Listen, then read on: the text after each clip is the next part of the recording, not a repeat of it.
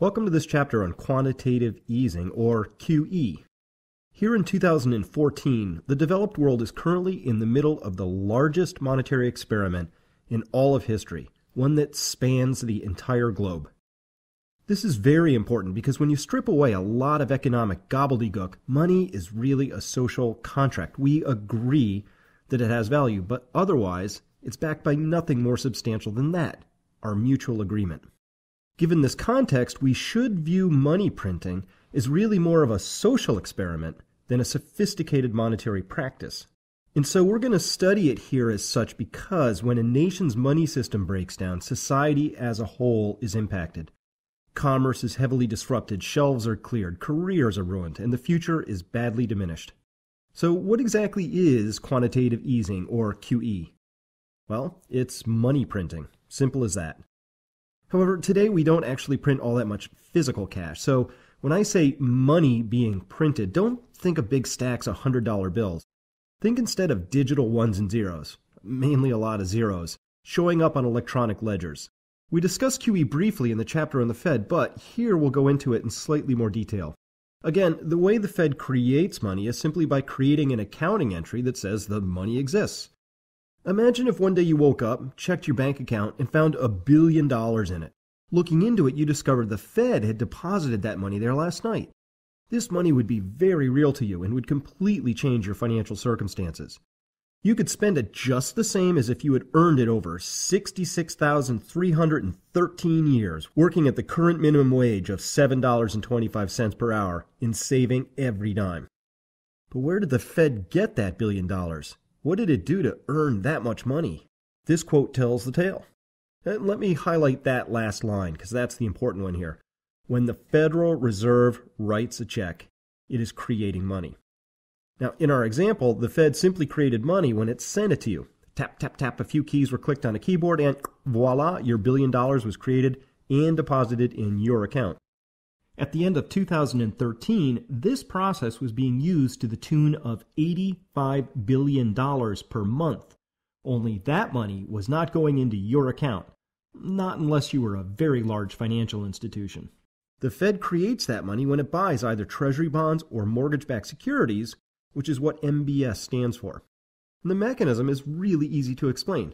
Say the Fed wants to buy $40 billion of treasury bonds. Well, first it will announce to the market, which actually means the big banks who play in this game, that it wants to buy $40 billion of treasury bonds and the price range it's willing to pay for them. A variety of banks will then offer up the specific bonds at specific prices, and the Fed chooses which among them to actually buy and then buys them. These bonds are now assets on the Fed's books, so if we were to take a look at the Fed balance sheet, we should see it growing by leaps and bounds over the last few years. Indeed, that's exactly what we see. The Fed's balance sheet is now nearly $4 trillion in size, and every single one of the dollars represented by that $4 trillion number was literally printed, or mouse-clicked, into existence out of thin air. Now, to really make the point that these are extraordinary and unusual times, I shall point out that the Fed's balance sheet was only some $880 billion before the economic crisis struck in 2008. That is, to grease every economic transaction throughout the nation's entire history, up until 2008, required the cumulative injection of $880 billion of circulating base money that the banks could use to lend out via fractional reserve banking. But since 2008, an additional $3 trillion has been created by the Federal Reserve and injected into the system. So where did all that newly created money go? What did it do? Well, we should be able to detect it if we look at a chart of circulating money in our system known as base money. And yep, that's exactly what we see. This additional $3 trillion has found its way into various corners and crevices of the financial universe, but the majority of it, around $2.3 trillion, is parked right back at the Fed in the form of something called excess reserves.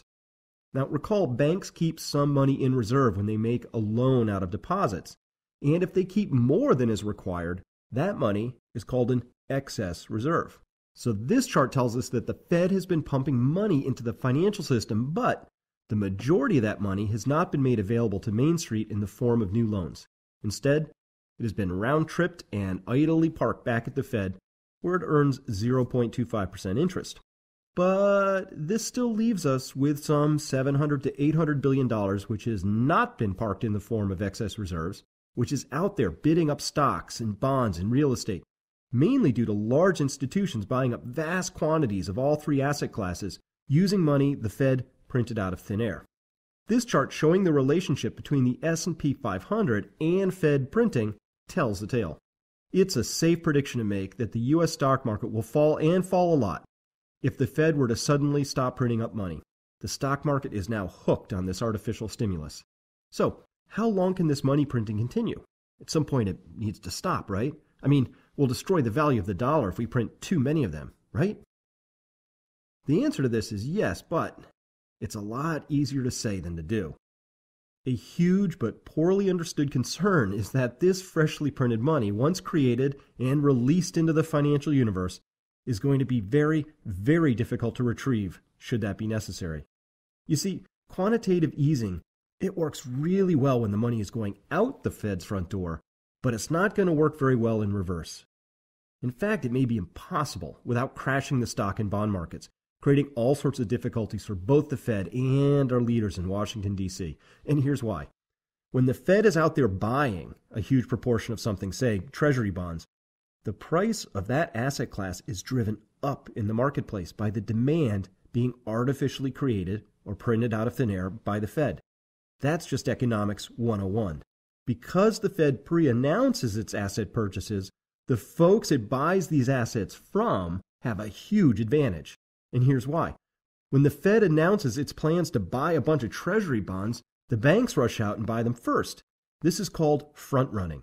Then the banks turn around and sell these very same Treasury bonds to the Fed, but at a higher price than they bought them for, allowing them to pocket fat profits. Pretty sweet deal, huh? Everyone is happy playing this game. The U.S. government enjoys a strong market for its debt, plus gets ultra-low interest rates as part of the deal. The banks make big money with no risk, and the Fed gets a lot of freshly printed money out into the system, further driving down interest rates, which boosts the bond market, the stock market, and housing prices. Now that's a win-win-win situation right there. Well, as long as you're one of the ones receiving the money, I suppose. In this scenario, everyone loves the Fed and its magic checkbook, which makes all these popular results possible. Well, at least to everyone in power that can skim easy profits from the system. But now let's try running that process in reverse. What happens when the Fed decides it's time to stop flooding the world with free money and instead attempts to reduce the money supply, when it tries to reverse the flow of money from out the doors to back in its doors? Where the Fed was buying Treasury bonds from the banks at a profit to the banks, when the Fed turns around to sell these same assets back to those banks, the reverse will, by definition, be true, meaning the banks will be buying Treasury bonds that are falling in price, not rising. The Fed will be demanding money from the banks and in return will be giving them bonds that it is flooding the market with. Prices in a flooded market only head one direction, and that's downwards. And at the same time, the U.S. government will still be selling plenty of new bonds into the market. Only now, the Fed won't be there buying them. What does this mean? It means that the new bonds from the government, plus the ones being sold by the Fed, will be competing for a dwindling supply of money. And mathematically, that also means that interest rates will be rising. And as interest rates go up, the bond markets will suffer losses, as will stocks and home prices. That is, everything the Fed has worked so hard to engineer since the 2008 crisis unfolded will be undone, and likely within a very short time period, perhaps just a few months. If you've been wondering why the Fed spent most of 2013 hemming and hawing about whether or not to decrease or taper its ongoing $85 billion in monthly asset purchases, this is the main reason. It fears undoing all the years of hard work it spent getting the stock and bond and housing markets to inflate. But if the Fed cannot easily undo its quantitative easing efforts, then what are the risks we all face? Well, here's where history is really quite clear. You can get away with printing for a while, but when it catches up with you, it does so with a vengeance. The reason is not terribly hard to understand. You cannot print true prosperity. Real wealth does not come from printed money. Real wealth only comes from real people performing actions that create real value. If it were possible to print up prosperity, every central bank should simply cook up enough new money to hand out to its citizens and eliminate poverty forever. But, of course, that cannot work. Money is not real wealth. It's merely a claim on wealth. You can print up as many new claims on wealth as you want, but the amount of real stuff, if it remains the same, then it's going to shrink in relation to all that printed money. That's called inflation. Quantitative easing and the other central bank shenanigans of the past several years are not ordinary. They aren't normal, and they haven't been tried before. They signal a huge and abnormal departure from everything we know about what works and what doesn't work economically. It is an extraordinary experiment. You and I, we need more to our wealth strategies besides complacency and hope. Perhaps this time is different, but if not, and it almost never is, then we should all be crystal clear on the risks. At the exponential pace at which the Fed is increasing the money supply, and knowing the huge challenges the Fed and most of the other world central banks face in trying to stop or even slow down their money printing, the potential for a disruptive global inflationary period is very real. Which brings us to the next chapter on inflation. Thank you for listening.